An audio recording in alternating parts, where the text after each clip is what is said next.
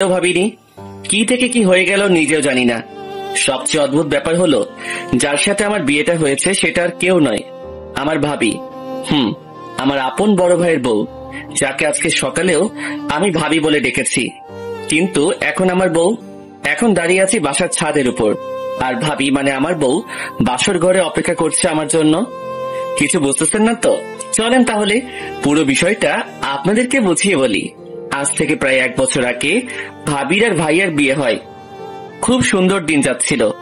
ভাইয়া ইটালি থাকতো, আমি আম্মু আব্বুর বাড়িতে থাকতাম। আমি তখন অনার্স 3য় বর্ষের স্টুডেন্ট ছিলাম। ভাইয়া আর আমার সম্পর্ক ছিল বন্ধুর মতো, দুজনে খুবই ক্লোজ ছিলাম। বাবার একটা দোকান ছিল, ভাইয়া ইটালি যাওয়ার পর বিক্রি করে দিয়েছে, কারণ ভাইয়ার নিষেধ ছিল বাবা যেন আর কোনো কাজ না করে। এইভাবে আমাদের দিন যাচ্ছিল। আমিও বন্ধু বান্ধব, পড়ালেখা, আড্ডা এসব নিয়েই অসাধারণ লাইফ কাটাচ্ছিলাম। একটা ঝড় এসে আমাদের এই সুখী লাইফটাকে তছনছ করে দিয়েছে। ভাইয়া বিদেশ থেকে বাড়িতে আসলো। আমরা ভাইয়ার জন্য মেয়ে দেখতে শুরু করে দিলাম। যদিও ভাইয়া বিয়ের জন্য রেডি ছিল না, তবুও আব্বু আম্মুর জোরাজোরিতে রাজি হয়ে গেল। অনেকগুলো মেয়ে দেখার পর একটা মেয়েকে ভাইয়ার জন্য আমরা পছন্দ করি। মেয়েটা দেখতে অসাধারণ, প্রথম দেখায় যে কারো পছন্দ হয়ে যাবে। ভাইয়ার ক্ষেত্রেও ব্যতিক্রম কিছু হয়নি।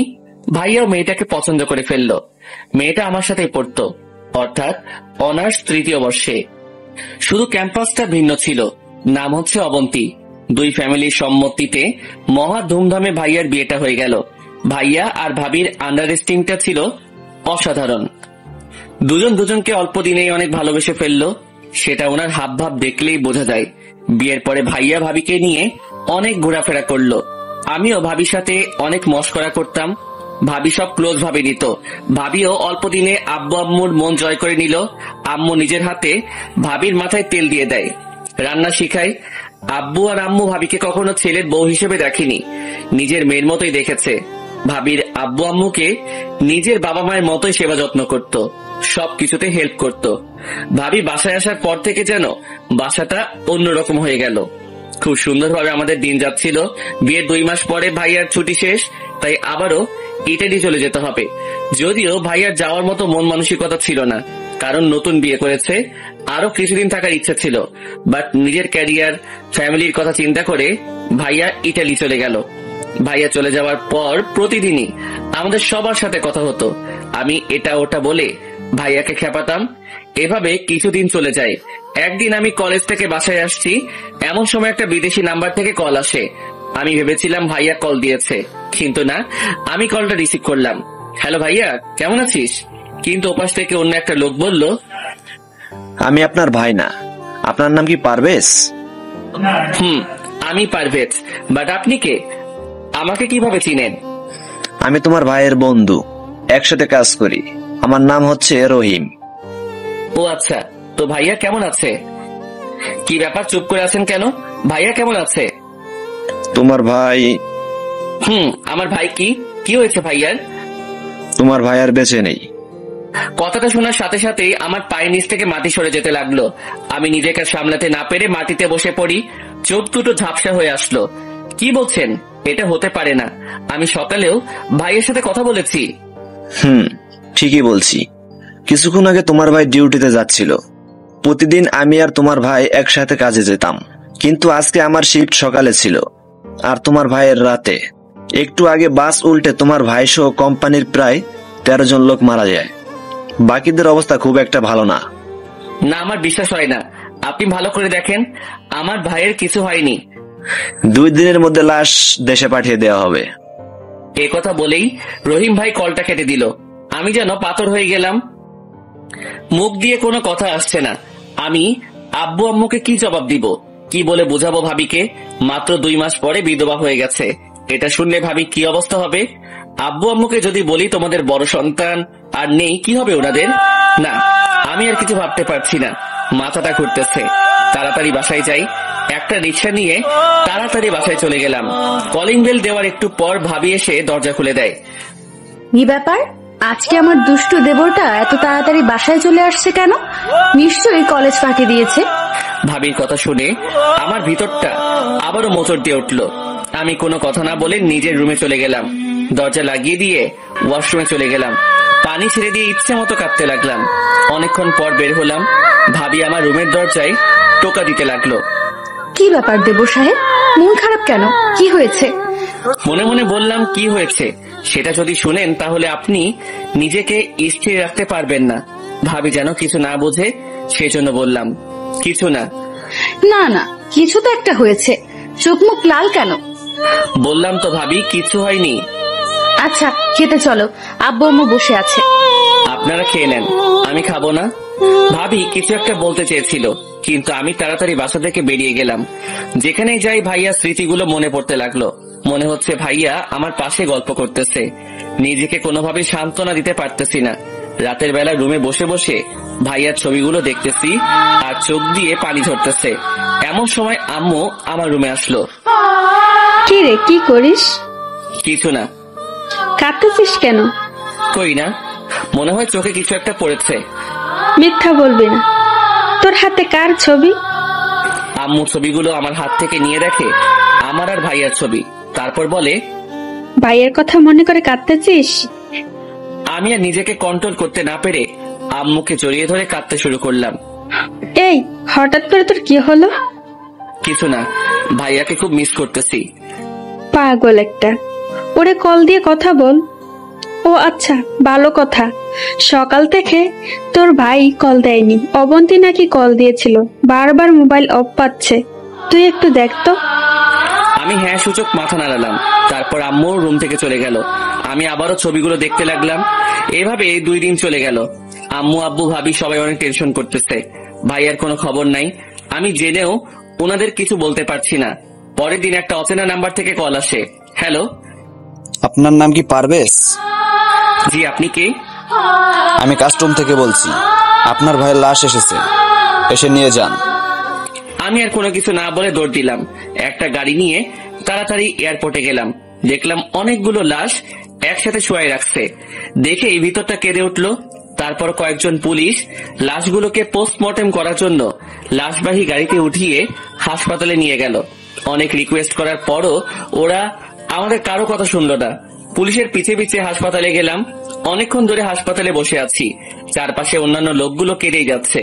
আমারও চোখ দিয়ে পানি ঝরতেছে। এখনো বিশ্বাস হচ্ছে না যে আমার ভাই আর বেঁচে নেই।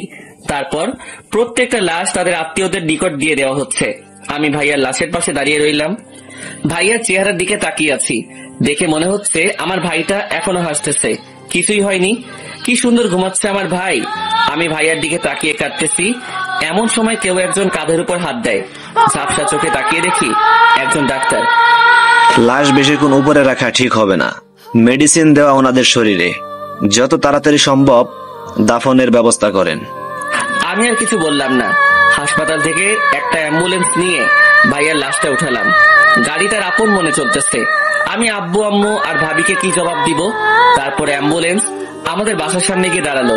অ্যাম্বুলেন্সের আওয়াজ শুনে আব্বু আম্মু ভাবি সহ আশেপাশের সবাই বাইরে আসলো। কিরে, অ্যাম্বুলেন্স কেন? আর এটা কার লাশ? আমাকে নামতে দেখে সবাই একটু অবাক হলো। আমি অ্যাম্বুলেন্সের পেছনের দরজাটা খুলে ভাইয়ার লাশটা বের করলাম।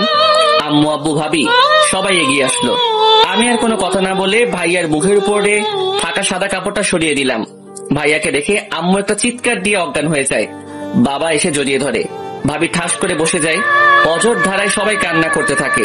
এরপর ভাইয়ার কাফন দাফন শেষ হয়। আমি আর বাবা অনেক সময় ভাইয়ার কবরের পাশে দাঁড়িয়েছিলাম। বাবা বাসায় আসতে চাইনি। এক সময় আমি জোর করে বাসায় নিয়ে আসি।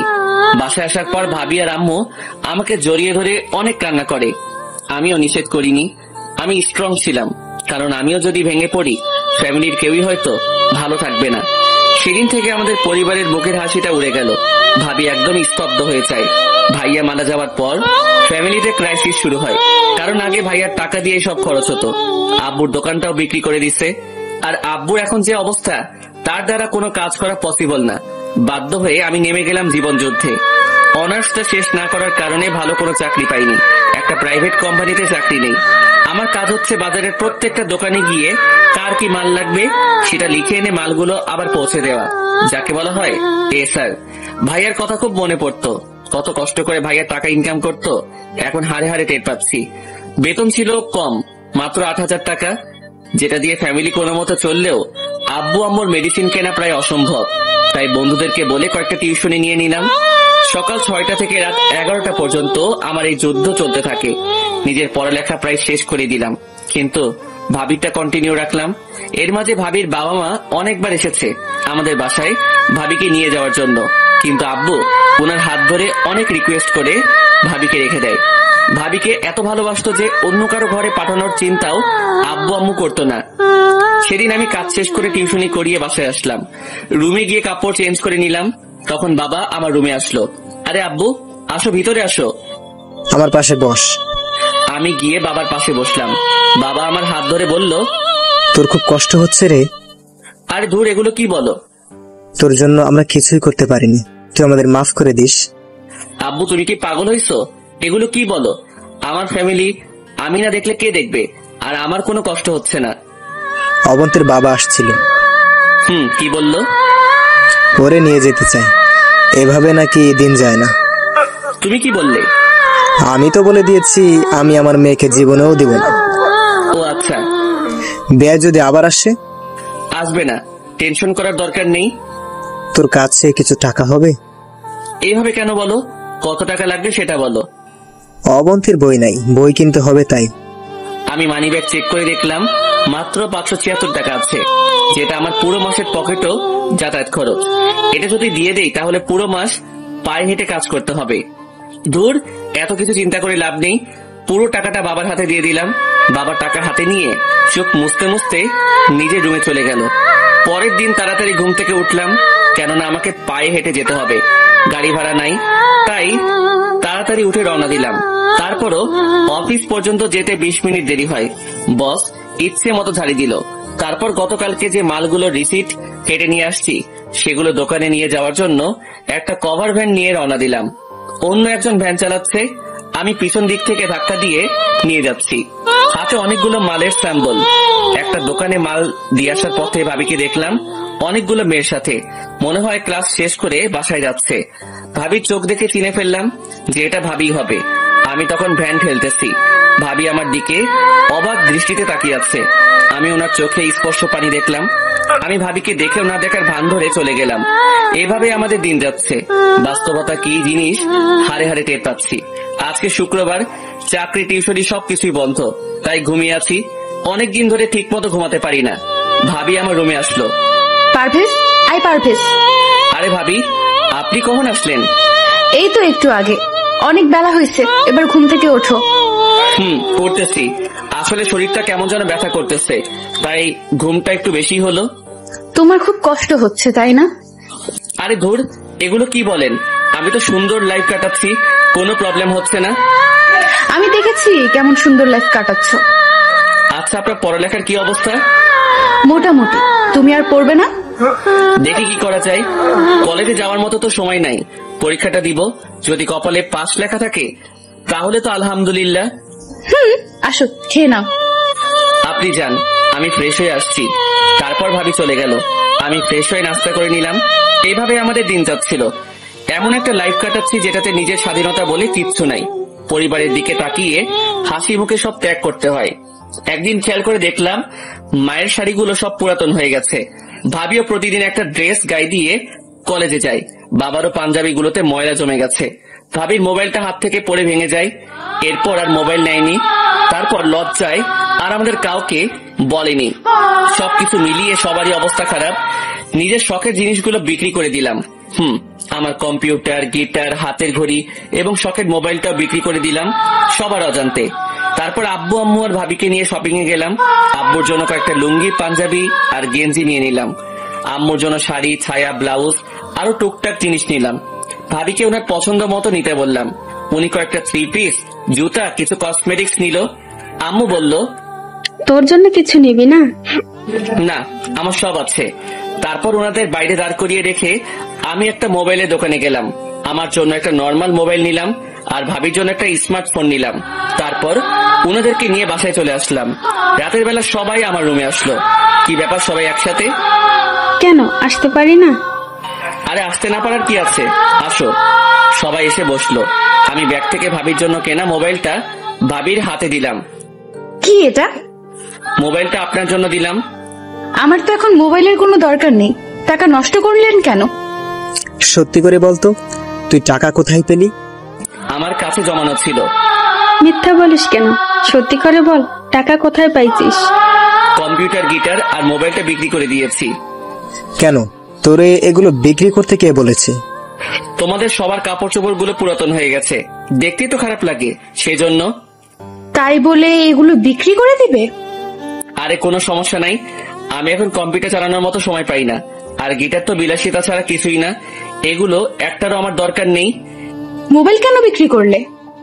এত দামি মোবাইলের কাজ নেই এখন, সারাদিন কাজে থাকি, মোবাইল চালানোর সময় কই, আর মোবাইলের প্রতি এত শখ নাই, একটা নর্মাল হলেই চলবে। কেউ আর কিছু বললো না, নির্বাক হয়ে আমার দিকে তাকিয়ে রইলো। সবার চোখে যে পানি চলে আসছে সেটা আমি ভালো করে দেখছি। কিছুদিন পর আমি শুয়ে আছি, সকাল 10টার মতো বাজে। সোফার রুমে চিল্লাচিল্লি শুনে তাড়াতাড়ি সেখানে গেলাম, গিয়ে দেখি তালই মানে ভাবির বাবা আর মা এসেছে। আমি গিয়ে সালাম দিলাম, কুশল বিনিময় করে বাজারে গেলাম বাজার আনতে, কারণ মেহমান আসছে, ভালো মন্দ কিছু না হলে খারাপ দেখা যায়। আমি বাজার থেকে কিছু বাজার করে নিয়ে আসলাম, তারপর রান্নাঘরে দিয়ে আসলাম। ভাবি আর মা রান্না করতেছে, আমি গিয়ে ওনাদের সাথে কিছুক্ষণ গল্প করলাম। দুপুরবেলা খাওয়া দাওয়া করে সবাই সোফার রুমে বসলাম। আমি বসিনি, আব্বু আম্মু আর ভাবির বাবা মা সবাই বসছে, মনে হয় কিছু বলবে। ভাবি দরজার পাশে ঘোমটা দিয়ে দাঁড়িয়ে আছে। কিছুক্ষণ পরই ভাবির আব্বু মানে আঙ্কেল বলল, দেখেন বিআই সাহেব, যে জন্য আমরা আসছিলাম। জি বিআই, বলুন। আমার মেয়েটার বয়স খুব একটা বেশি না, এই বয়সে সে বিধবা হয়ে যাবে কল্পনাও করিনি। যাই হোক, আল্লাহ যা পছন্দ হয়েছে তাই করেছে। আমার মেয়েটা মাত্র 2 মাস জামাইয়ের সাথে ছিল, তারপর কি হলো সেটা তো জানেন। এখন কথা হচ্ছে, ওর তো একটা ভবিষ্যৎ আছে, এভাবে তো আর তার জীবন চলবে না। তো এখন কি করতে পারি? আপনাদের কিছু করতে হবে না, আমাদের মেয়েকে আমরা নিয়ে যাব, ওর অন্য জায়গায় বিয়ে দিয়ে দেব। এভাবে থাকলে তো আর হবে না। না বিআই, এটা করবেন না। আমার মেয়েকে আমার কাছ থেকে নিয়ে যাবেন না। দেখেন, আবেগ দিয়ে তো আর জীবন চলে না, বাস্তবতা মেনে নিতে হবে। এটা ঠিক যে আমার মেয়ের কপাল অনেক ভালো, আপনাদের মতো শ্বশুর শাশুড়ি পেয়েছে। খুব কম মেয়েই এরকম শ্বশুর শাশুড়ি পেয়ে থাকে। কিন্তু আপনারা তো আর ওর কিছু করতে পারবেন না। ও কি আপনাদের সাথে জীবন কাটাতে পারবে? আমাদেরও তো বয়স হয়েছে, মরতে তো হবেই। আপনাদের কিছু হয়ে গেলে আমার মেয়েটার কি হবে? কিন্তু এখানে তো ওর কোনো সমস্যা হচ্ছে না, সব ঠিকঠাক মতো আছে। সব আছে, বাট স্বামী তো নেই। একটা মেয়ে কি এইভাবে লাইফ কাটাতে পারে? আপনিই বলুন, আপনার মেয়ে হলে আপনি কি করতেন? আমি জানি আপনি অবন্তীকে অনেক ভালোবাসেন, নিজের মতোই দেখেন, কিন্তু অবন্তীকে আমরা আর এখানে থাকতে দিতে পারি না। অন্ততপক্ষে ওর বাবা হিসেবে এটা আমার দায়িত্ব। আমার মেয়ে আমার কাছেই থাকবে, আমি আমার মেয়েকে যেতে দেব না। আপনি এসব কি বলছেন? আমার এক ছেলে হয়তো আমাদের ছেড়ে চলে গেছে, কিন্তু আরেকজন তো আছে। আপনি না অবন্তীকে বাইরে বিয়ে দিতে চেয়েছেন? বাইরে দেওয়ার দরকার নেই, আমার ছোট ছেলের সাথেই ওর বিয়ে দেব।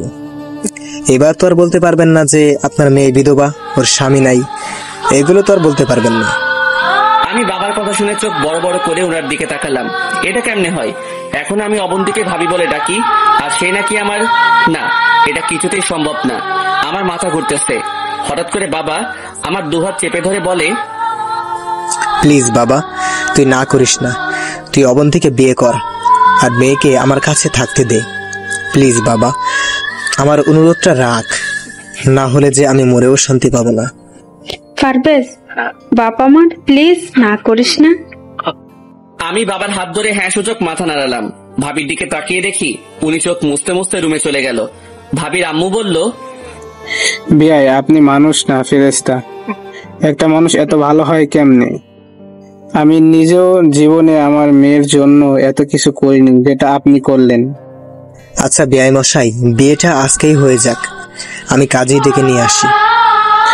আচ্ছা ঠিক আছে, আমি আমার ছেলেকে আর ছেলের বউকে আসতে বলি, আর অবন্তীকে বাইরে নিয়ে গিয়ে সাজিয়ে আনার জন্য বলবো। আচ্ছা, আমি বাজারে গেলাম। কোন রকম অনুষ্ঠান ছাড়াই বিয়েটা হয়ে গেল। ভাবিকে আজকে একটু অন্যরকম সুন্দর লাগছে। প্রথম বিয়ের চেয়েও বেশি। শুধু একটা জিনিসের অভাব, সেটা হচ্ছে মুখের হাসিটা। ভাইয়ার সাথে যখন বিয়ে হয়েছিল তখন ভাবির মুখে খুব সুন্দর হাসি ছিল। আজকে সব আছে, সেটাই নেই। হয়তো এমন কিছু হয়ে যাবে কল্পনাও করেনি। ছোটবেলা থেকে আমার অনেক ইচ্ছা ছিল খুব সুন্দর করে বিয়ের অনুষ্ঠান করব, ভালো একটা চাকরি পাওয়ার পর বিয়েটা করব। কিন্তু সবকিছু তো সবার কপালে থাকে না, আমার কপালেও হয়তো নেই। আকাশের দিকে তাকিয়ে ভাবছি জীবনে এমন একটা সময় আসবে আমি স্বপ্নেও ভাবিনি। ভাবিকে বিয়ে করতে হবে, তাও নিজের অজান্তে। এসব ভাবতে ভাবতে কখন যে চোখে পানি চলে আসলো টেরই পাইনি। কেউ একজন পেছন থেকে কাঁধের উপর হাত দেয়। তাকিয়ে দেখি বাবা। আব্বু তুমি এখনো ঘুমাওনি?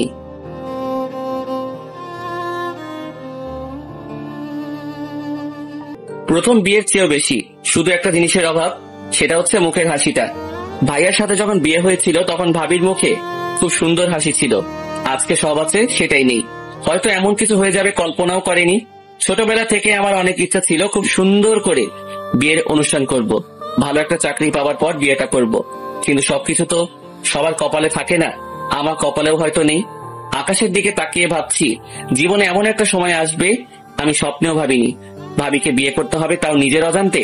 এসব ভাবতে ভাবতে কখন যে চোখে পানি চলে আসলো টেরই পাইনি। কেউ একজন পেছন থেকে কাঁধের উপর হাত দেয়। তাকিয়ে দেখি বাবা। আব্বু তুমি এখনো ঘুমাওনি?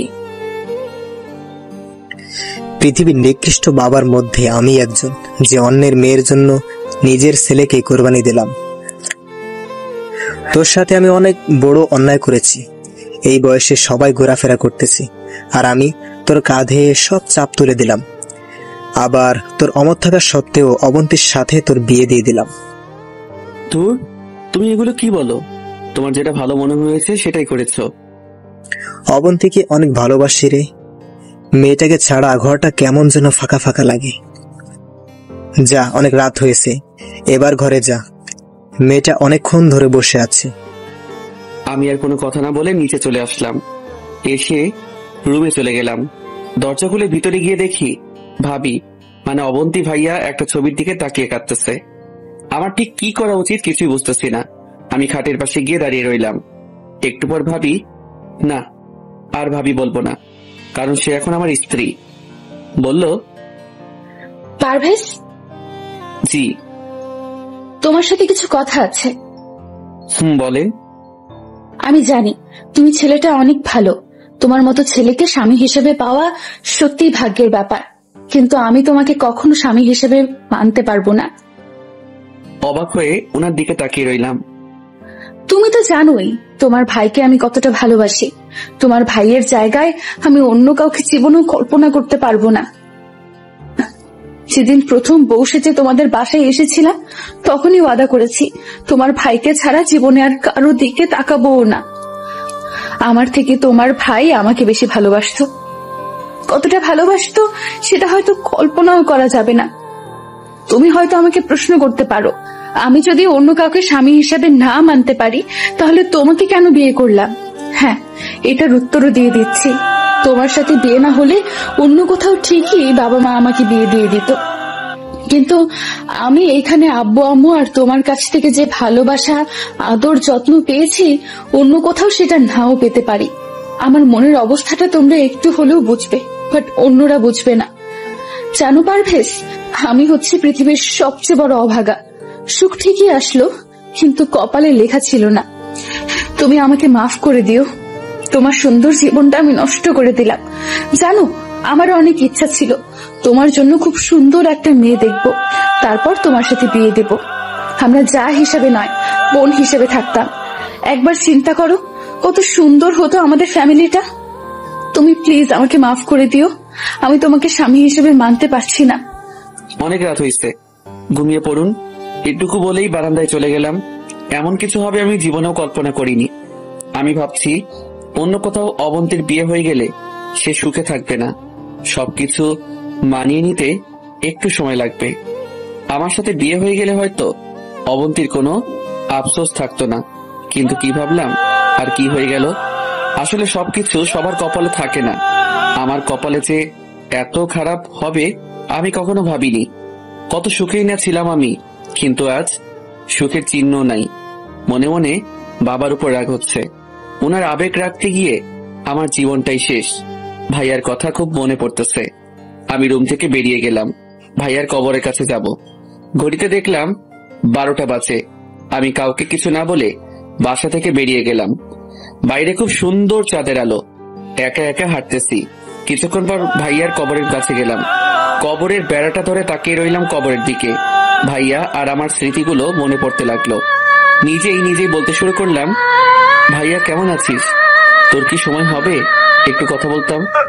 জানিস, তুই যে আমার মাথার উপর ছায়ার মতো ছিলি, এখন হাড়ে হাড়ে টের পাচ্ছি। যখন যেটা চেয়েছি সেটাই তুই আমাকে দিয়েছিস, কিন্তু দেখ আমি কি হতভাগা। তোর জন্য কিছুই করতে পারলাম না। তুই যখন ফ্যামিলি চালাইছিস, রাজার মতো চলেছি আমরা। অথচ দেখ আমি কিভাবে চালাচ্ছি।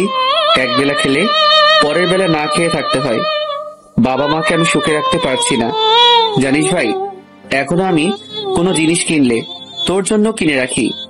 আমি যেখানে যাই না কেন, সব সময় যেন মনে হয় তুই আমার পাশেই আছিস।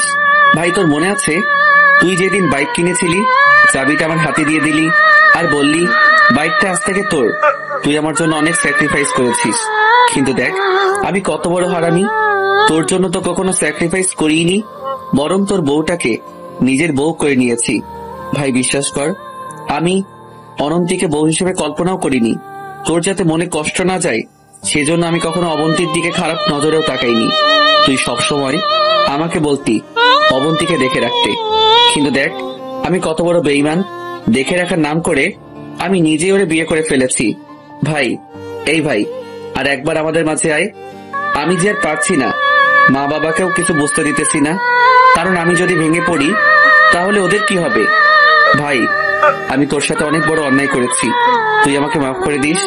আর কোনো কথা মুখ দিয়ে আসছে না, বারবার ভাইয়ার চেহারাটা চোখে ভাসতেছে। আরো কিছুক্ষণ কবরের পাশে থেকে বাসার দিকে হাঁটা দিলাম। ভাবতে লাগলাম আমি হয়তো একমাত্র ব্যক্তি যে বাসরাতে নিজের বউয়ের সাথে না থেকে একটা কবরস্থানের মধ্যে রাত কাটিয়ে দিল। বাসায় যাওয়ার পর দেখলাম অবন্তী এখনো নাক টেনে টেনে কাঁদতেছে। কি ব্যাপার, আপনি এখনো ঘুমাননি? কোথায় গিয়েছিলে? ছাদে। রাত অনেক হয়েছে, ঘুমিয়ে যান। তারপর আমি একটা বালিশ নিয়ে ফ্লোরে ঘুমিয়ে পড়লাম। সকালবেলা ফজরের আজানের সময় ঘুমটা ভেঙে যায়। আমি উঠে নামাজ পড়ার জন্য রেডি হচ্ছি। অবন্তীর দিকে তাকিয়ে দেখি বাচ্চাদের মতো ঘুমাচ্ছে।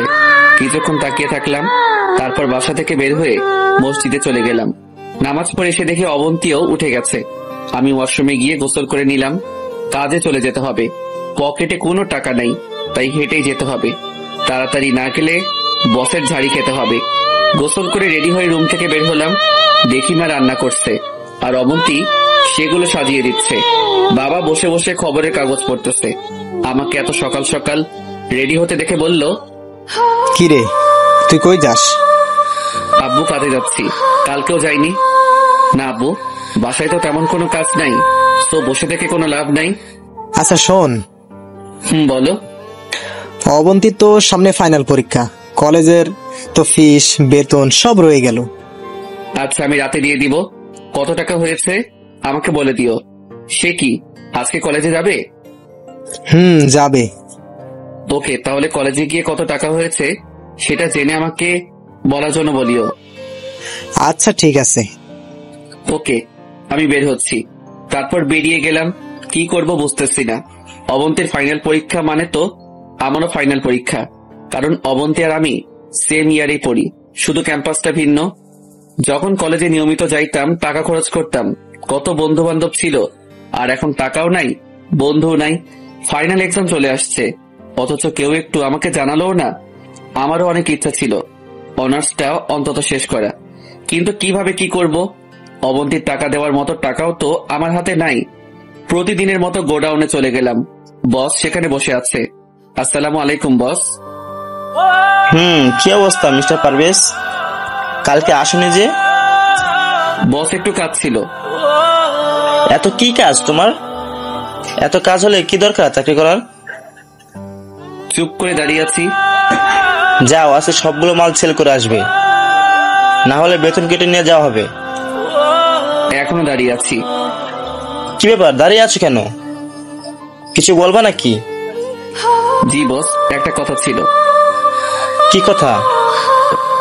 আমাকে যদি এই মাসে টাকাটা অগ্রিম দিতেন তাহলে অনেক উপকার হতো। আমার খুব দরকার। তোমার কাজ করার দরকার নাই, আসছে উনি কাজ ছাড়া টাকা নিতে। ভালো লাগলে কাজ করো, না হলে চলে যাও। ভালো লাগলে কাজ করো, না হলে চলে যাও। আমি আর কোনো কথা না বলে মালগুলো নিয়ে বেরিয়ে গেলাম। অবন্তীর পরীক্ষার টাকা কোথায় পাবো সেই চিন্তায় আমি শেষ। হাতের ঘড়িটা অনেক দামি ছিল, ভাইয়া ইটালি থেকে নিয়ে আসছিল। বাংলা টাকায় অনেক দাম। উপায় না পেয়ে সেটা বিক্রি করার সিদ্ধান্ত নিলাম।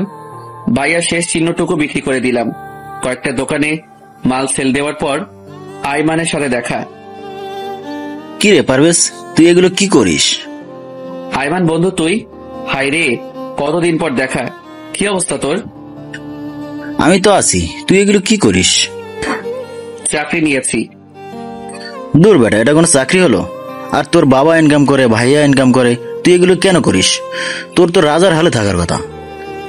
ছিলাম, বাট এখন প্রজার থেকেও আমার অবস্থা খারাপ। কেন, কি হয়েছে?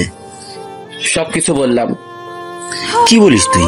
তোর পড়ালেখা শেষ করে দিলাম। আমি পড়তে গেলে অবন্তীর আর পড়া হবে না। 2 জায়গায় টাকা দেওয়ার মতো অত টাকা আমার কাছে নাই। তোর রেজিস্ট্রেশন করা আছে? বাট সেটা দিয়ে আর কি হবে? তোর পরীক্ষার টাকা আমি দেবো, তুই পরীক্ষা দে। ধন্যবাদ, বাট আমি টাকা নিতে পারবো না। কেন? দেখ, আমার টাকা নেই এটা সত্য, কিন্তু কারো করুণা নেওয়ার মতো ছেলে আমি না, সেটা তুই ভালো করেই জানিস। আজকে যদি তোর ভাই দিত তাহলে কি বলতি? ভাই তোর প্রতি করুণা করছে? মনে করে এখন আমি তোর ভাই, তাই টাকাটা দিচ্ছি। কিন্তু মনে রাখিস, একবারে দিচ্ছি না, তুই ভালো কোনো চাকরি পেলে আমার টাকা দিয়ে দিবি। ওকে, চল কলেজে যাই, সবকিছু ঠিক করে আসি। না দোস্ত, তুই যা, আমার এগুলো সেল করতে হবে। তুই গিয়ে আমার নামে টাকা জমা দিয়ে দিস। আচ্ছা ঠিক আছে, ভালো থাকিস, আমি আবার দেখা করব। ওকে, তুই বাসায় আসিস। এরপর আইমান চলে যায়। মনের মধ্যে একটু শান্তি আসলো। তারপর বাকিগুলো মাল বিক্রি করে বসের কাছ থেকে টাকা আর ঘড়ি বিক্রি করার টাকা নিয়ে টিউশনিতে গেলাম। সেখানেও অগ্রিম টাকা নিলাম। সব মিলিয়ে 6000-এর মতো। আবারও হাঁটতে হাঁটতে বাসায় গেলাম। রাত প্রায় 11টা বাজে। আমি বাসায় গিয়ে বাবাকে ডাকলাম। আমার ডাক শুনে আব্বু, আম্মু আর অবন্তী আসলো। কিরে, এত দেরি হলো যে? কাজের চাপ ছিল। এই নাও, টাকাগুলো দিলাম।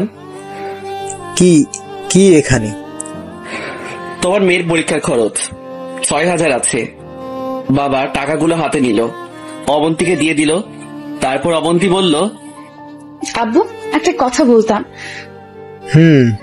মা বলো। পারভেজের একা ইনকাম দিয়ে তো আর সবকিছু করা সম্ভব না, তাই বলছিলাম কি আমিও একটা চাকরি করি, তাহলে মোটামুটি আমাদের পরিবারে একটু সচ্ছলতা আসবে। এই পরিবারে আর কারো ইনকাম করার দরকার নেই। আমি এখনো মরিনি। যদি করার এত ইচ্ছে থাকে তাহলে আমি মরার পরে করিয়েন। সবাই আমার দিকে হা করে তাকিয়ে আছে। আমি আর কোনো কথা না বলে রুমে চলে গেলাম। আসল কথা হচ্ছে, আমি চাই না অবন্তী কোনো কাজ করুক। এমনিতে আমি সারাদিন বাইরে থাকি। এখন যদি অবন্তীও বাইরে চাকরি করে তাহলে আব্বু আম্মুকে কে দেখবে? বুড়া বয়সে দুজনেরই কষ্ট হবে। রাতে খেয়ে আমি বাইরে থেকে ঘুরে আসলাম। রুমে এসে দেখি অবন্তী ভাইয়ার ছবিটা হাতে নিয়ে বসে আছে। আমাকে দেখার পর ছবিটা রেখে দিল। আমি বিছানা থেকে একটা বালিশ আর কাঁথা নিয়ে ফ্লোরে শুয়ে পড়লাম। পারভেজ, একটা কথা বলতাম। বলেন। তুমি খাটে থাকো, আমি ফ্লোরে ঘুমাই।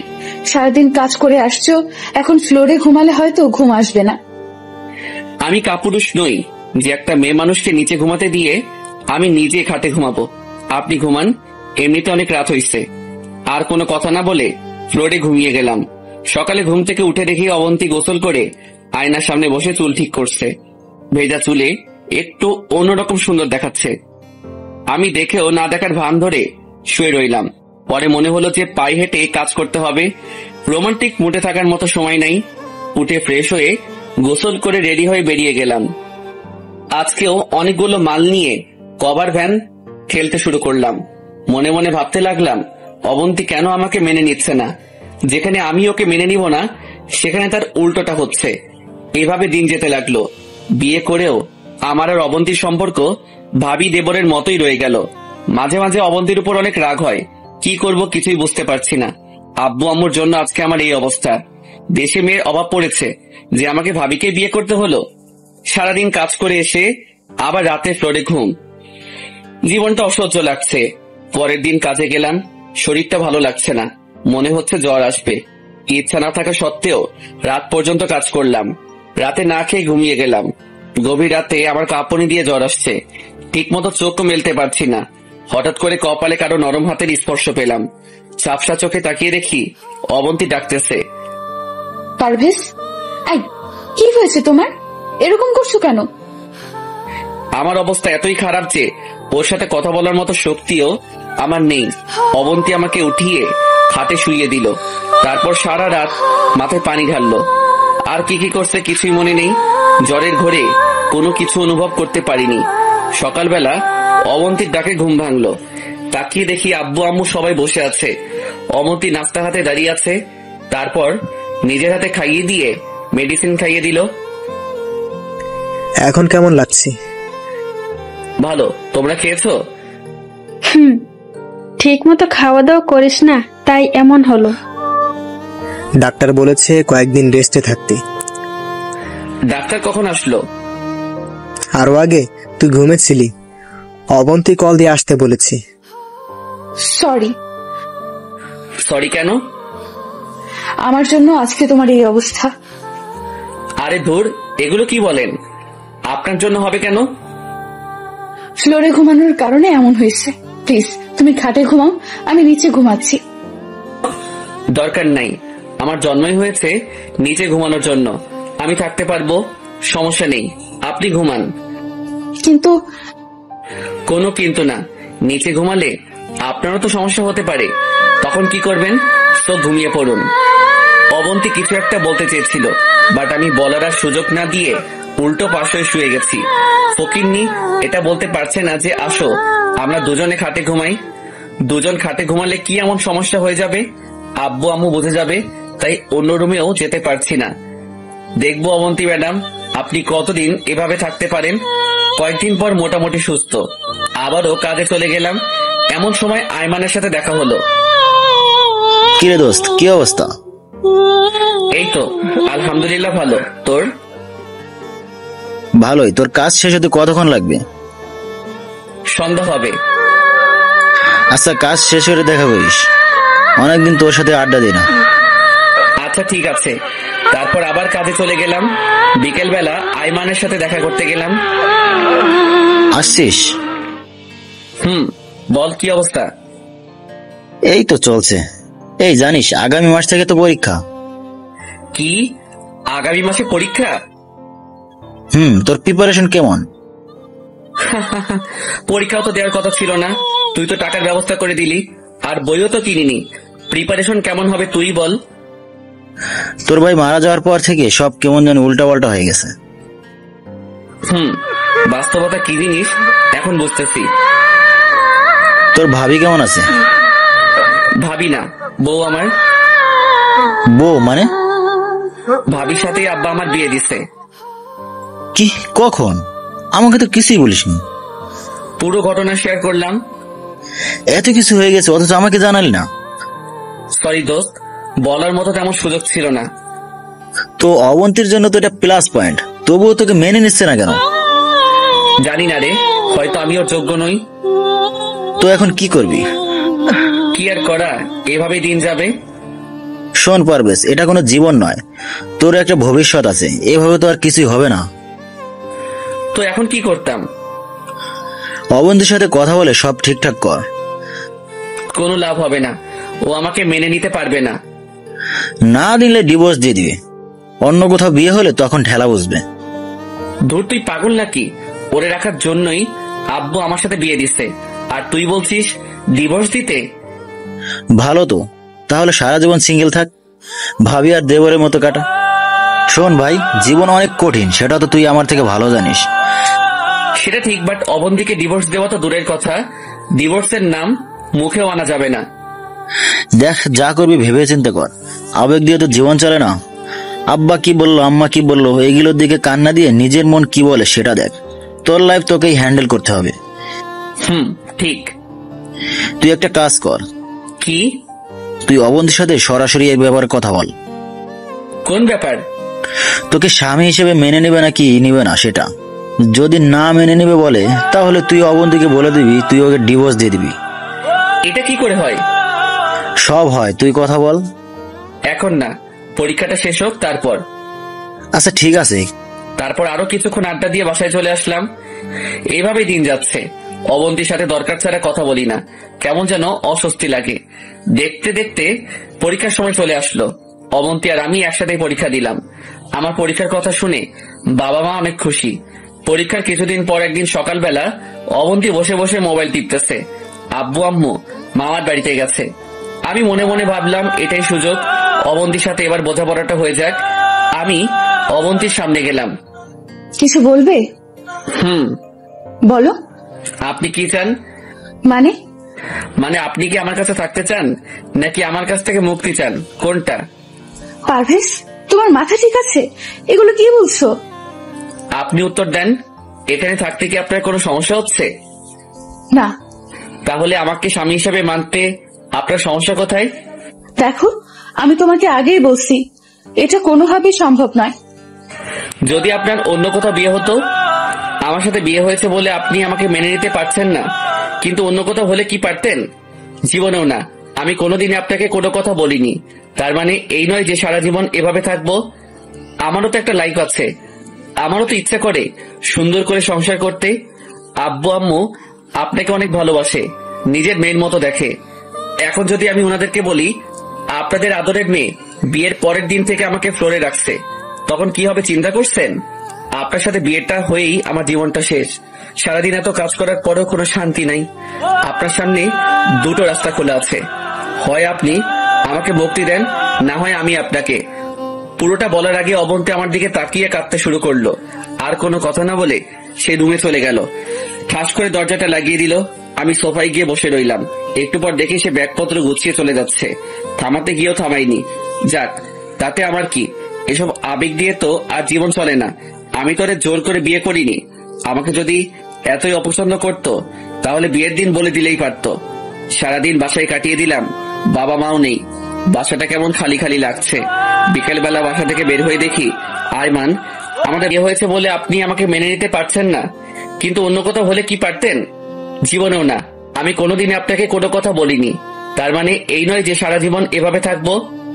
আমারও তো একটা লাইফ আছে, আমারও তো ইচ্ছা করে সুন্দর করে সংসার করতে।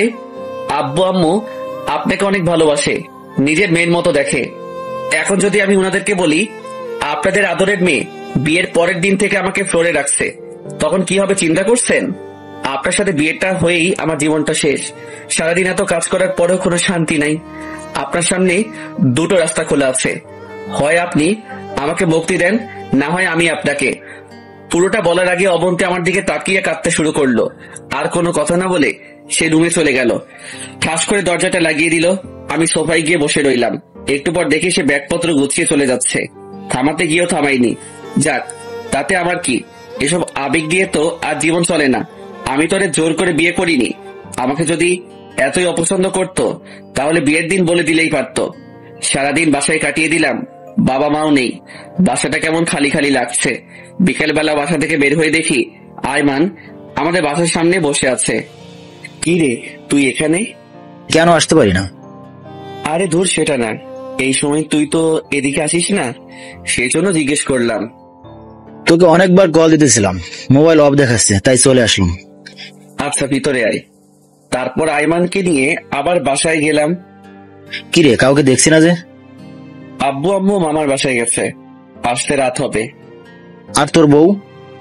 ও ওর বাপের বাড়িতে চলে গেছে। কেন? আমার সাথে ঝগড়া করে। তুই আবার কি করলি? পুরো ঘটনা শেয়ার করলাম। তো এখন কি সিদ্ধান্ত নিলি? অবন্তীকে রাখবি নাকি ডিভোর্স দিয়ে দিবি? এখনো কিছু চিন্তা করিনি। যেটা ভালো মনে হয় সেটাই কর। আরো কিছুক্ষণ আড্ডা দিয়ে আয়মান চলে গেল। মাগরিবের পরে নামাজ পড়ে আর বাসায় আসিনি। ভাইয়ার কবরের কাছে গেলাম। কবরের পাশে বসে নিজে নিজেই বলতে শুরু করলাম, ভাইয়া কেমন আছিস? তোর এই অকৃতজ্ঞ ভাইটা তোর বউকে সুখে রাখতে পারছে না রে। তুমি আমাকে মাফ করে দিস ভাই। আমি কি করব বল? এত অল্প টাকা, ভেতরে ফ্যামিলি চালাতেও আমার অবস্থা খারাপ হয়ে যাচ্ছে। তুই জানিস ভাই, আমি সকালবেলা কখন নাস্তা করেছি ভুলে গেছি। শুক্রবার ছাড়া দুপুরবেলা আমার পেটে ভাত পড়ে না, শুধু পানি আর এক টুকরো পাউরুটি ছাড়া। জানিস ভাই, আমি 2টা শার্ট দিয়ে পুরো বছরটা কাটিয়ে দিয়েছি। নিজের স্বাদ ইচ্ছা সব বিসর্জন দিয়ে দিয়েছি। নিজের কম্পিউটার, মোবাইল, ঘড়ি সব বিক্রি করে দিয়েছি ওদের মুখে হাসি ফোটানোর জন্য। জানিস ভাই, আমি পড়ালেখাটাও শেষ করে দিয়েছি শুধু অবন্তীর জন্য। কিন্তু দেখ, সে আজকে আমাকে রেখে চলে গেছে। আসলে ভাই দোষটা আমারই। আমি ওদের কাউকে ঠিক মতো সুখে রাখতে পারছি না। কি করব বল? সারাদিন এত কাজ করে বাসায় এসে আমার ফ্লোরে থাকতে ইচ্ছা করে না। আমারও ইচ্ছা করে অন্তত রাতের বেলা কেউ একজন আমার সাথে ভালো ব্যবহার করুক, ঠিকভাবে আমার যত্ন নিক। কিন্তু দেখ, কপালটা এতই খারাপ যে এই সামান্য চাওয়াটুকু আল্লাহ কপালে রাখলো না। ভাই তুই আমাকে মাফ করে দিস। আমি কাউকে সুখে রাখতে পারছি না রে ভাই। আর কিছু বলতে পারলাম না। ভাইয়ার স্মৃতিগুলো চোখের সামনে ভাসতে লাগলো। আরো কিছুক্ষণ ভাইয়ার পাশে থেকে কবর জিয়ারত করে বাসায় চলে গেলাম। দেখলাম তালা আগে থেকেই খোলা, তার মানে আব্বু আম্মু এসে গেছে। দরজাও খোলা। দেখলাম আব্বু আম্মু চোখ মুখ লাল করে বসে আছে। আব্বু কখন আসছো? তার আগে বল, আমার মেয়ে কোথায়? মাথা নিচু করে দাঁড়িয়ে আছি। কি হলো, কোনো কথা বলছিস না যে? ওর বাবার বাড়িতে গেছে। অনেকদিন নাকি ওর আম্মুকে দেখেনি। বাবার বাড়ি গেছে নাকি তুই পাঠিয়েছিস? অবন্তী আমাদের সবকিছু বলেছে, যা মেয়েটাকে নিয়ে আয়। আরে আজব, আমি কেন পাঠাবো? ও নিজেই গেছে। নিয়ে আসবো মানে? এখন রাত হয়ে গেছে, আর সে যখন নিজে থেকে গেছে আবার নিজে থেকেই আসবে। এত কথা কেন বলিস? আর বিয়ের পর থেকে তো তুই ওই বাড়িতে যাসনি, এখন যা। এখন গেলে আসবো কখন? তোকে কি একবারও বলছি এখন চলে আসতে? যা এখন, যখন ভালো লাগবে তখন আসবি, পারলে 2 দিন থেকে আয়। আমি ওখানে 2 দিন থাকি, আর এইদিকে আমার চাকরিটা চলে যাক। হইছে, যা এখন। কি আর করার। রেডি হয়ে অবন্তীদের বাসার দিকে রওনা দিলাম। রাত 9টার সময় ওদের বাসায় গিয়ে পৌঁছালাম। কলিং বেল দিলাম। প্রায় 5 মিনিট পর অবন্তীর মা মানে শাশুড়ি এসে দরজা খুলে দিল। আসসালামু আলাইকুম। আরে বাবা তুমি, আসো আসো, ভিতরে আসো। ভিতরে গেলাম। শ্বশুরও বেরিয়ে আসলো। সালাম দিলাম, আরো কিছুক্ষণ কথা বললাম। তারপর উনি বলল, অবন্তী রুমে আছে, তুমি যাও। আমি ওর রুমের কাছে গেলাম। দেখলাম অনেকগুলো মেয়ের সাথে বসে বসে হাসছে। ভাইয়া মারা যাওয়ার পর এই প্রথম অবন্তীকে এইভাবে হাসতে দেখছি। এই মুহূর্তে আমার রুমে যাওয়া উচিত হবে কিনা ভাবতেছি। রুমের বাইরে দাঁড়িয়ে রইলাম। কেউ একজন আমাকে দেখে ফেলেছে মনে হয়। তারপর দুলাভাই দুলাভাই বলে ডাকতে শুরু করলো। ভিতরে গেলাম, দেখে অবন্তী আর ওর কয়েকটা কাজিন বসে বসে গল্প করছে। সবার সাথে পরিচিত হওয়ার পর এক এক করে সবাই চলে গেল। তারপর আমি গিয়ে সোফায় বসলাম। কেউ কোনো কথা বলছি না। নীরবতা ভেঙে অবন্তী বলল, কেন আসছো? আব্বু আম্মু আপনাকে নিয়ে যেতে বলেছে। তারা বলছে সেজন্য এসেছো, নিজে থেকে আসোনি? চুপ করে রইলাম। আমি তো তোমাকে প্যারা দিই, আমি না থাকলে তুমি ভালোই থাকবে। সরি, আসলে সকালবেলা আমার মাথা ঠিক ছিল না, তাই ভুলভাল বলে ফেলছি। সরি, আমি যেতে পারবো না। কেন? এমনিতেই তুমি অনেক কিছু করেছো, আর দরকার নেই। আমি কিছু বলতে যাব, এমন সময় অবন্তীর আম্মু এসে খাবার জন্য ডেকে গেল। অবন্তী তখন বলল, খেতে আসুন। আর কোনো কথা না বলে খেতে চলে গেলাম। বাহ, অল্প সময়ের মধ্যে এত আইটেম। জামাই আদর আসলে অনেক মজার, কিন্তু আমার মনের মধ্যে অন্য চিন্তা ঘুরতেছে। খাওয়া দাওয়া শেষ করে আবার রুমে চলে গেলাম। আমি গিয়ে খাটের উপর বসলাম। অনেকক্ষণ পর অবন্তী আসলো। আমি উঠে সোফায় চলে গেলাম। তুমি খাটে ঘুমাও। আর আপনি? আমি সোফায় ঘুমাবো। দরকার নেই, আপনি খাটে ঘুমান। সকালে একটু তাড়াতাড়ি উঠিয়েন। আমি আপনাকে বাসায় দিয়ে আমাকে আবার কাজে যেতে হবে। তোমারে বলছি না আমি যাব না। যাবেন না মানে? যাব না মানে যাব না। তার মানে আপনার কাছে আব্বু আম্মুর ভালোবাসার কোনো দাম নেই? সকালে রেডি থাকবেন। বললাম তো আমি যাব না। দূর না গেলে নাই, এত অনুরোধের কিচ্ছু নেই। দেখি কয়দিন না গিয়ে থাকতে পারে। আমারও তো একটা পার্সোনালিটি আছে। ঘুমিয়ে গেলাম। সকালে কাউকে কিছু না বলে চলে গেলাম। বাসায়ও গেলাম না, সরাসরি কাজে চলে গেলাম। এর মধ্যে বাবা কয়েকবার কল দিয়েছে, বাট ধরিনি। রাতের বেলা বাসায় গেলাম, আব্বু আম্মু দুজনেই আমার উপর ফায়ার। আমি কিছু না বলে রুমে চলে গেলাম। আব্বু আমার রুমে আসলো। কিরে, কি করিস? কিছু না। কিছু বলবা নাকি? অবন্তীর সাথে আমাদের কথা হয়েছে, ও কিছুদিন ওখানে থাক, মন মানসিকতা ভালো হোক, তারপর চলে আসবে। সেটা আমাকে বললেই তো পারতো। আচ্ছা শোন। বলো। অবন্তীর কোনো ফ্রেন্ডের নাকি বিয়ে, যদি ওর হাতে কিছু টাকা দিতি। তোমাকে কে বললো? সে নিজেই বলেছে, তোকে নাকি বলতে লজ্জা করছে, তাই আমাকে বলেছে। আচ্ছা ঠিক আছে, দিয়ে দিব।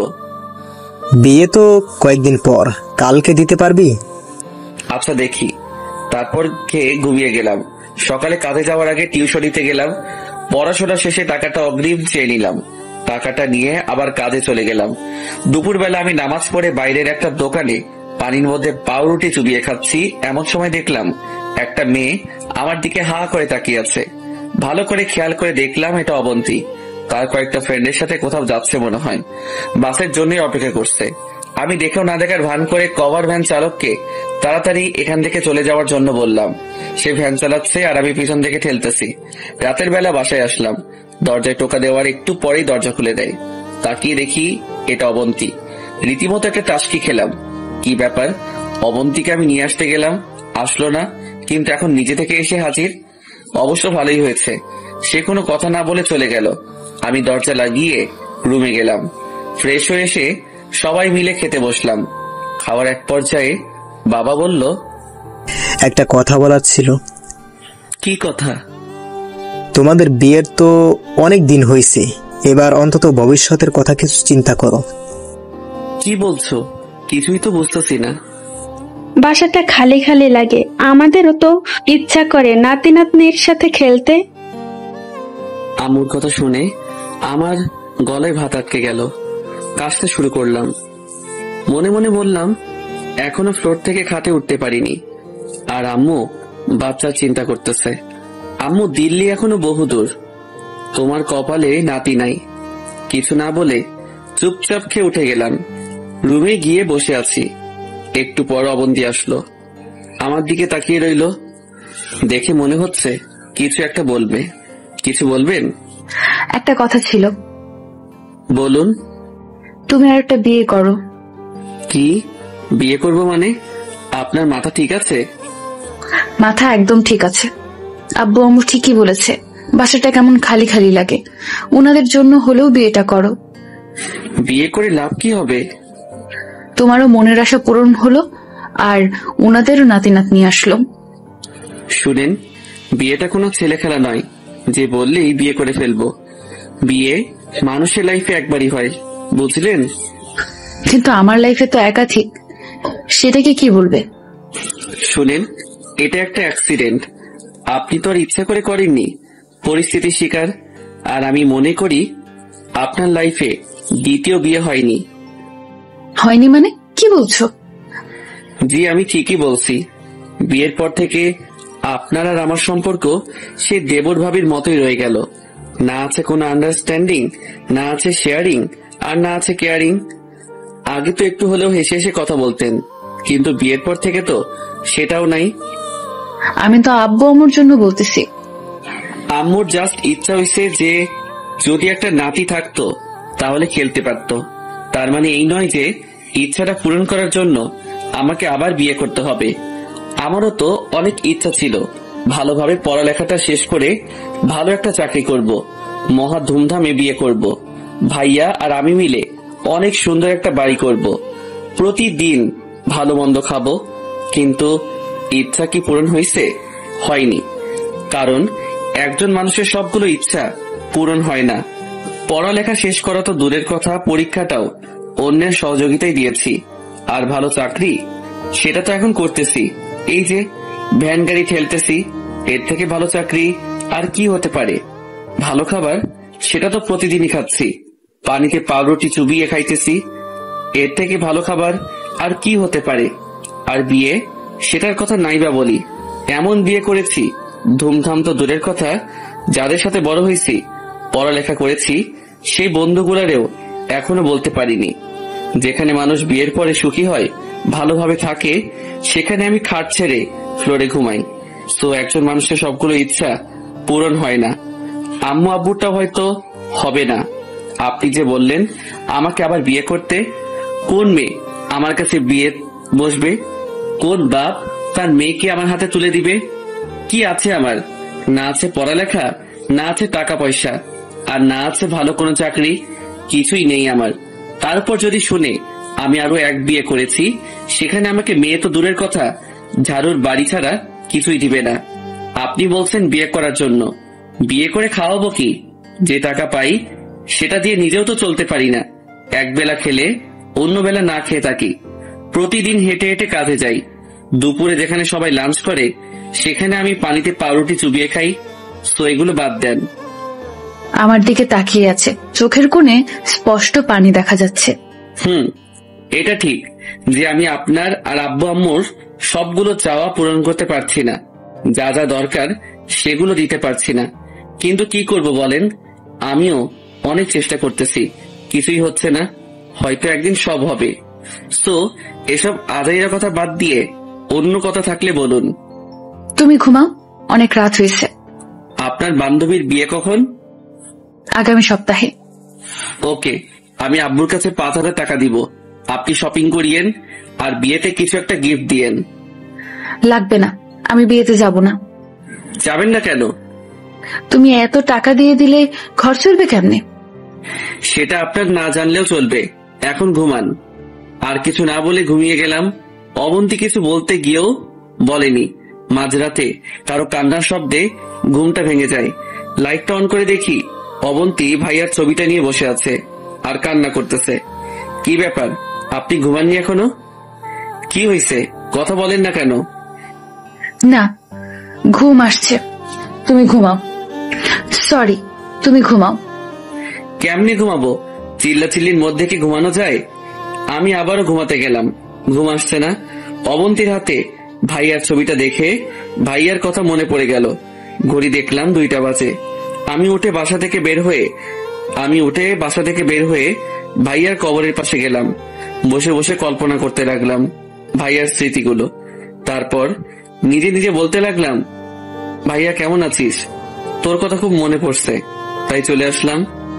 ভাইয়া, তোর অবন্তীকে আমি সুখে রাখতে পারছি না রে। কি করবো বল? সে এখনো তোকে অনেক ভালোবাসে। সবকিছুর মাঝে তোর অস্তিত্ব খুঁজে বেড়ায়। জানিস, তুই খুব লাকি। অবন্তী তোকে এতই ভালোবাসে যে তোর জায়গায় অন্য কাউকে বসানো তো দূরের কথা, কল্পনাও করে না। জানিস ভাই, সে এখনো তোর ছবি নিয়ে কান্না করে। তুই চলে যাওয়ার পর আমাদের সবার মুখ থেকে হাসিটা চলে গেছে। সবকিছু ঠিকঠাক আছে, তবুও কেমন জানি একা একা লাগে। অবন্তী এখনো তোর পথ চেয়ে বসে থাকে। ওর ধারণা তুই আসবি। অবন্তী তোকে এতটাই ভালোবাসে যে আমাকে বিয়ে করার পরও সে আমাকে বলছে অন্য কাউকে বিয়ে করে সংসার করতে। জানিস ভাই, মাঝে মাঝে অবন্তীর উপর খুব রাগ হয়। ইচ্ছে করে ওরে অনেক বকা দেই, কিন্তু ওর দিকে তাকালেই তোর কথা মনে পড়ে। জানিস ভাই, আমারও অনেক কষ্ট হয় তোরে ছাড়া থাকতে। চাইলেও ভেঙে পড়তে পারি না আব্বু আম্মুর কথা চিন্তা করে। ভাই, তুই যেমন আমাদের সব চাওয়া পাওয়া মিটিয়েছিলি, আমি তেমন পারছি না রে ভাই। ভাই, তুই আমাকে মাফ করে দিস। দোয়া করিস আমার জন্য, যেন ওদের সবার মুখে হাসি ফোটাতে পারি। আরো কিছুক্ষণ পর সেখান থেকে বাসায় চলে গেলাম। তাহাজ্জুদের নামাজ পড়ে নিলাম। তারপর ফজরের নামাজ পড়ে আবারও ভাইয়ার কবরের পাশে গেলাম। কবর জিয়ারত করে বাসায় এসে রেডি হলাম। প্রতিদিনের মতো রওনা দিব। তখন অবন্তী আসলো। পারভেজ, একটা কথা বলতাম। বলেন। বিয়েতে তুমি যেতে পারবে? আমি গিয়ে কি করব? আপনার বান্ধবীর বিয়ে, আপনি যান। আমার অন্য বান্ধবীরা সবাই ওদের হাজবেন্ডকে সাথে নিয়ে যাবে। সমস্যা কি? আপনি একা যাবেন? প্লিজ না করো না। আমার কাজ আছে, আপনি নিজে চলে যাবেন। তুমি না গেলে আমিও যাব না। আমার নিজেরও তো একটা পার্সোনালিটি আছে। তার মানে আপনার পার্সোনালিটি রক্ষা করার জন্য আমাকে নিয়ে যাবেন? না, তোমাকে। হইছে, আর মিথ্যা বলতে হবে না। আমি যাব না। এমন সময় আব্বু আসলো। কি ব্যাপার, এত চিল্লাচিল্লি কিসের? দেখো না আব্বু, তোমার ছেলেকে আমার সাথে যাওয়ার জন্য বলছে, সে নাকি যাবে না। কিরে, সত্যি নাকি? আব্বু, আমার কথাটা শোনো। কোনো কথা শোনার দরকার নেই, তুই বিয়েতে যাবি, এটাই ফাইনাল। কিছু বলতে গিয়েও পারলাম না, সোজা বাসা থেকে বের হয়ে কাজে চলে গেলাম। রাস্তায় আইমানের সাথে দেখা হলো। কি রে পারভেজ, দোস্ত কি অবস্থা? আছি, তোর কি খবর? সব ঠিকঠাক। কয়েকদিন পর তো রেজাল্ট দিবে। কোন দিবে জানিস? মনে হয় 5 তারিখ। তুই জানিস না? না, তোর কাছেই শুনলাম। আগের মতো অনলাইনে থাকি না, তেমন কোনো নিউজ জানা নেই। আচ্ছা শোন, তোর জন্য একটা সুখবর আছে। কি? একটা কোম্পানিতে কয়েকজন সুপারভাইজার নিয়োগ দিবে, স্নাতক কমপ্লিট করা লাগবে। তোর রেজাল্ট ভালো আসলে তুই আবেদন করিস। থ্যাঙ্কস দোস্ত। অবন্তী এসেছে? এসেছে। তুই নিয়ে আসছিস নাকি নিজেই থেকে এসেছে? ও নিজে থেকে এসেছে। আমি যখন ওর বাবার বাড়িতে গিয়েছিলাম ওরে আনতে, তখন আসিনি। গতকাল নিজে থেকে এসেছে। তুই এখন কি সিদ্ধান্ত নিলি, ডিভোর্স দিবি? জানি না, তবে আমার মনে হচ্ছে অবন্তী ঠিকই আমাকে মেনে নিবে, কিন্তু একটু সময় লাগবে। ভাইয়ার স্মৃতি থেকে আমি নিজেই এখনো বের হতে পারিনি, আর অবন্তী এত তাড়াতাড়ি বের হতে না পারাটাই স্বাভাবিক। তাহলে তো ভালোই। আচ্ছা দোস্ত, তুই থাক, আমার দেরি হয়ে যাচ্ছে। পরে বস আর আমি ঝাড়ি দিবে। আচ্ছা ঠিক আছে, যা। তারপর কাজে চলে গেলাম। রাতে আসার সময় বেতন নিয়ে আসলাম। বাসায় এসে ফ্রেশ হয়ে আব্বুর হাতে টাকাগুলো দিলাম। আব্বু অবন্তীকে ডেকে টাকাটা দিল। অবন্তী আব্বুকে বলল, আব্বু একটা কথা বলতাম। মা বলো। আপনি একটু পারভেজকে বলে দেন যাতে কালকে আমার সাথে একটু শপিং এ যায়, আমি কিছু গিফট কিনবো। যাবে, সমস্যা কি? এই পারভেজ, কালকে ওর সাথে বের হইস। বাবা, আমার কাজ আছে, আমি পারবো না। পারবি না কেন? আজকে বেতন দিয়েছে, আর কালকে যদি কাজে না যাই, পরের দিন গেলে লাথি দিয়ে বের করে দিবে। তাহলে সন্ধ্যায় যাবি। তখন টিউশনি করানো লাগবে। আমি কিছু না বলে রুমে চলে গেলাম। পরের দিন কাজে গেলাম। সেখান থেকে এসে রেডি হয়ে অবন্তীকে নিয়ে বের হলাম। বিয়ের পর এই প্রথম অবন্তীকে নিয়ে বের হয়েছি। একটা রিক্সা নিয়ে যাচ্ছি। আমি একটু সরে বসে আছি। তোমার কি আমার পাশে বসতে অস্বস্তি লাগছে? না, কেন?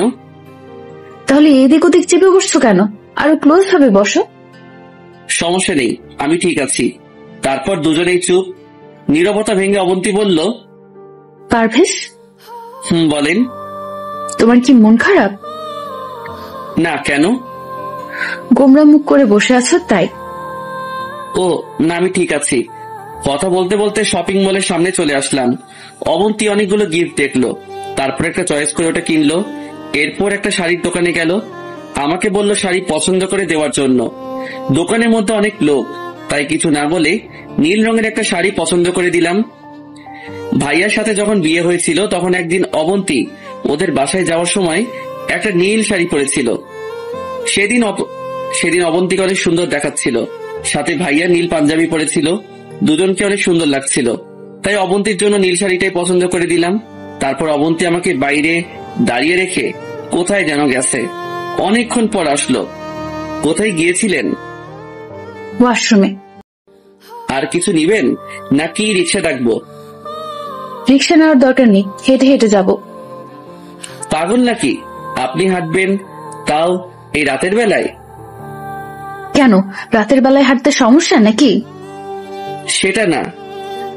এত কথা না বলে হাঁটো। তারপর দুজনে হাঁটতে লাগলাম। খুব দারুণ একটা অনুভূতি কাজ করলো। রাস্তায় আমার আর ওর কোনো কথা হয়নি। অনেকক্ষণ হাঁটার পর বাসায় গেলাম। আমি গিয়ে ফ্রেশ হয়ে আসলাম। তারপর আমি, আব্বু, আম্মু আর অবন্তী খেয়ে নিলাম। রুমে গিয়ে সোফায় বসে আছি। কিছুক্ষণ পর অবন্তী আসলো। এসে কিছুক্ষণ আনাগোনা করলো, তারপর বলল,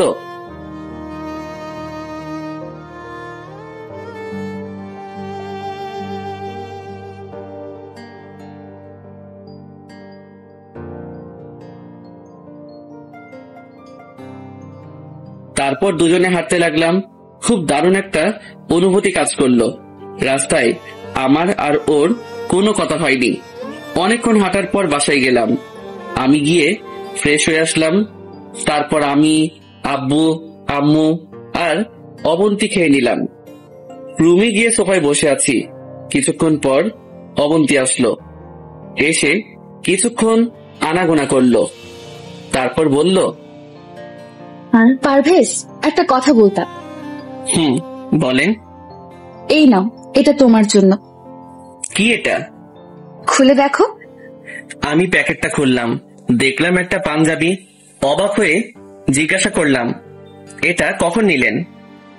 এত কিছু তোমার না জানলেও চলবে, হলুদের দিন তুমি এইটা গায়ে দিবে। হ্যাঁ সূচক মাথা নাড়ালাম। মনে থাকে যেন। আমি আবারও একটা বালিশ নিয়ে ফ্লোরে ঘুমিয়ে পড়লাম। মাঝরাতে কারো নরম হাতের স্পর্শে আমার ঘুম ভেঙে যায়। আমি জেগে গেলাম, কিন্তু না, জাগার ভান ধরে রাখলাম যাতে কেউ কিছু না বুঝতে পারে। আমি আস্তে আস্তে চোখ মেলে তাকিয়ে দেখি অবন্তী আমার পাশে বসে মাথায় হাত বুলাচ্ছে আর কান্না করতেছে। আমি বুঝেও না বুঝার ভান করে শুয়ে আছি। ভালোই লাগতেছে। বিয়ের পর এই প্রথম ওর স্পর্শ পেলাম।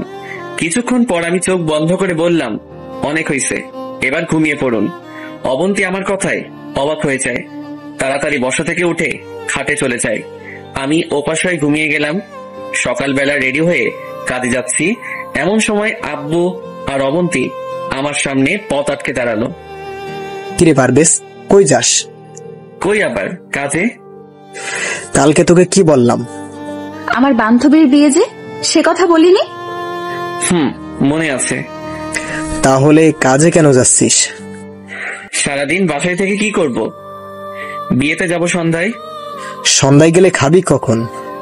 আরে ধুর, আজকে বিয়ে না, আজকে গায়ে হলুদ, সো সন্ধ্যায় গেলে হবে। প্লিজ একটু তাড়াতাড়ি আসিও। আমি আর কিছু না বলে বেরিয়ে গেলাম। সারাদিন কাজ শেষ করে বিকেল বেলা বাসায় চলে আসলাম। এসে দেখি অবন্তী আগে থেকে রেডি। আমিও ফ্রেশ হয়ে রেডি হলাম। অবন্তী একটা ব্যাগে কাপড় চোপড় নিয়ে নিল। তারপর আব্বু আম্মুকে বলে বেরিয়ে গেলাম। একটা সিএনজি নিলাম। অনেকক্ষণ পর বিয়ে বাড়িতে গিয়ে পৌঁছালাম। চারপাশ খুব সুন্দর করে সাজানো। বাড়িতে গেলাম। অবন্তীকে দেখেই ওর ফ্রেন্ড জড়িয়ে ধরলো। তারপর আমার সাথে পরিচয় করিয়ে দিল। তারপর একটা রুম দেখিয়ে দিয়ে বলল সেখানে যেতে। আমি ওখানেই গিয়ে বসলাম। রাতের বেলা একা একা ভালো লাগছে না। এদিক ওদিক হাঁটতেছি, এমন কিছু একটা সাথে ধাক্কা খেলাম। তাকিয়ে দেখি একটা মেয়ে আমার দিকে না তাকিয়ে বলতে লাগলো, ওই মিয়া, চোখে দেখেন না, দিলেন তো শাড়িটার 12টা বাজিয়ে। তারপর আমার দিকে তাকালো। আমি তো ওরে দেখিয়ে একটা টাস্কি খেলাম। এটা যে লিমা, আমার ক্লাসমেট। আমাকে দেখে বলতে লাগলো, আরে পারভেজ, তুই? কি রে তুই, কি অবস্থা তোর? আমি তো ভালোই আছি, তোর কি খবর? আছি আলহামদুলিল্লাহ। তো বিয়েতে আসলি নাকি? তুইও কি সেম? আমার মামাতো বোনের বিয়ে। মাহি তোর কি হয়? অবন্তীর বান্ধবী। অবন্তী কে? তোর ভাবি। কি, তুই বিয়ে করেছিস? হারামি, একটু বললিও না। সরি রে, হুট করেই বিয়েটা হয়ে গেছে। হইছে, চল আমার কাজিন গুলোর সাথে তোর পরিচয় করিয়ে দেই। সবার সাথে তো পরিচিত হলাম। অবন্তীর জামাই হিসেবে হইছোস, আমার বন্ধু হিসেবে তো আর হোসনি। চল তো। আচ্ছা ঠিক আছে চল। তারপর লিমার সাথে গেলাম। সবার সাথে আবারও পরিচিত হলাম। তারপর আমি আর লিমা কলেজের কথাগুলো মনে করে খুব হাসাহাসি করতেছি। অন্যদিকে চোখ পড়তেই দেখি অবন্তী তাকিয়ে আছে আমাদের দিকে। আমি ওরে দেখে আরো জোরে হাসতে শুরু করলাম। অবন্তী হঠাৎ করেই এসে আমাকে হাত ধরে টেনে নিয়ে যায়। ওই, এখানে কি করো? দেখেন না কি করি, আড্ডা দিচ্ছি। আড্ডা দিচ্ছ মানে? ওই মেয়েটা কে? ও আমার বেস্ট ফ্রেন্ড। কি, তোমার মেয়ে বেস্ট ফ্রেন্ড আছে? কই, আগে তো কখনো শুনিনি। আপনাকে কেন সবকিছু বলবো? আমার পার্সোনাল ব্যাপার আমার কাছে থাকবে। আচ্ছা, খেয়ে যাও। আপনি খেয়ে নেন, আমি ওদের সাথে খাবো। একটু ভাব নিলাম। কাদের সাথে? আমার ফ্রেন্ড আর ওর কয়েকজন বান্ধবী। অবন্তী কিছু না বলে রাগ দেখিয়ে চলে গেল। আমি দাঁড়িয়ে দাঁড়িয়ে হাসতেছি। এমন সময় পেছন থেকে কেউ একজন টোকা দেয়। তাকিয়ে দেখি লিমা। কিরে, তোর বউ তো রেগে গেল? না, রাগিনি। পারভেজ ভাই, তুই আর আমার সাথে কথা বলিস না, পরে দেখবি তোরে চিবাইয়া খাইবো। শোন, তোকে একটা অভিনয় করতে হবে। কি অভিনয়? সব শিখিয়ে দিলাম। না ভাই, আমি পারবো না, তুই অন্য কাউকে বল। তোর বউ যে রাগী, পরে আমার মাথা ফাটাবে। প্লিজ না করিস না, তুই